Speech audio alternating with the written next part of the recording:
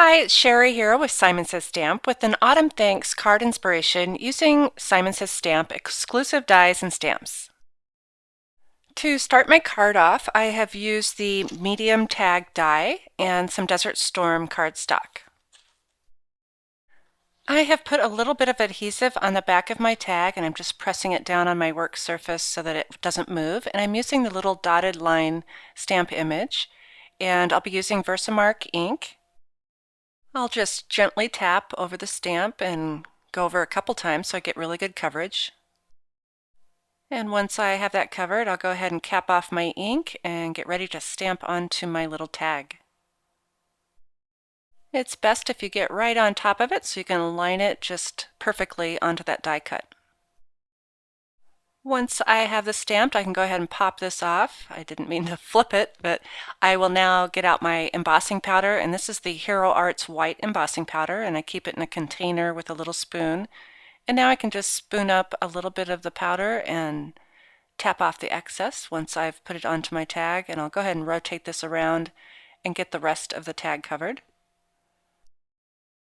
Next, I'll be heat setting this with my Milwaukee heat tool. I want to make sure I get a good grip.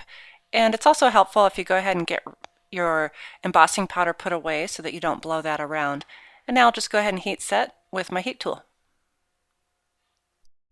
I'm now ready to add some color to the background of my card, and I'm choosing this bar stamp from the Tag Saying set, and I'll be inking this up with soft olive ink from Hero Arts.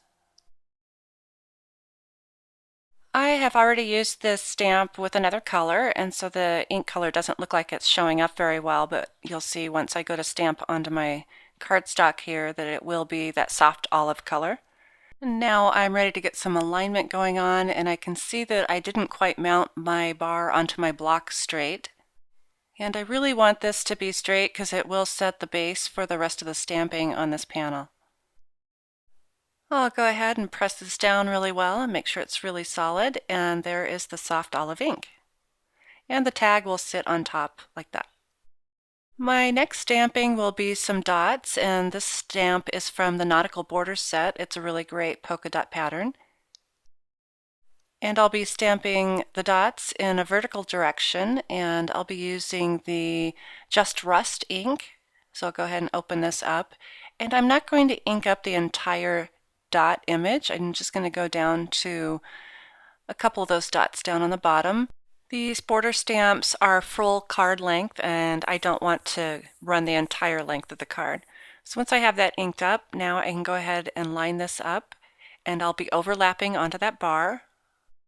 Once I have my placement, I can go ahead and press down on the stamp, and I will give it a little bit of a rocking motion because I want to make sure I get a really good stamp impression, and I'll press in the center as well.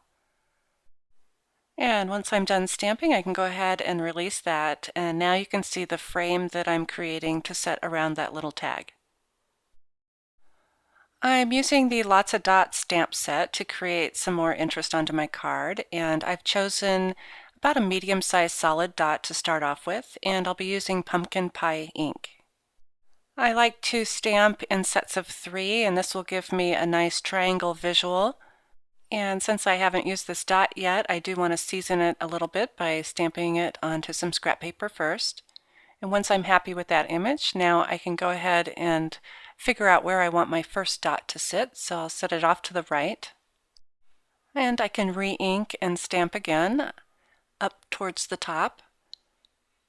And I'll stamp one more down towards the bottom, and I'll go ahead and overlap this onto that soft olive image. And with the properties of the mid-tone inks, these colors will lighten up a bit and soak into that paper, but here's how this is starting to look. Next, I'll stamp some smaller dots with Cup of Joe ink. I'll be mounting this panel to a top folding Desert Storm card. I've also die cut my thanks with my die cut machine, and I'll be adhering it to this tag by using my glue pen, and I'll just glue the 3 letters that are sitting on the tag so it's kind of suspended. I've added a few dots of glossy accents to a couple of the dots and also a little twine bow. I hope you've enjoyed this tutorial for an autumn card inspiration, and thanks for watching.